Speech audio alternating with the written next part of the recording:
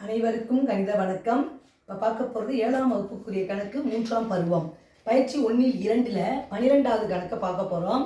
7.0 - 2.83 is equal to என்ன அப்படின்னு சொல்லி கேட்டிருக்காங்க. ஆப்ஷன் கொடுக்கப்பட்டிருக்கு. இந்த கணக்கை பொறுத்த வரைக்கும் தசம கழித்தல் எப்படி செய்வோம்னு பாருங்க. 7.0 அடுத்து என்ன இருக்குது, அதில் எதை கழிக்கிறோம்? 2.83. இப்போ 10ல் 1 0ன்னு கொடுத்துருக்காங்க. 100ல் 1 காலத்தில் இந்த நம்பருக்கு எதுவும் நம்பர் கொடுக்கல. அப்போ நம்ம இங்கே 0வை சேர்த்துட்டு நம்ம கழிக்கிறதுக்கு எளிதாக கழிக்கலாம். 0ல் 3 போகாது. அப்போ பக்கத்து இலக்கத்துலேருந்து எடுக்கிறோம். இதுவும் 0 இருக்கிறதுனால இந்த முழு எண் பகுதியிலேருந்து எடுத்துக்கிறோம். அப்போ 10ல் 3 போனால் 7. இங்கே என்ன இருக்கும்? 9 இருக்கும். 9ல் 8 போனால் 1.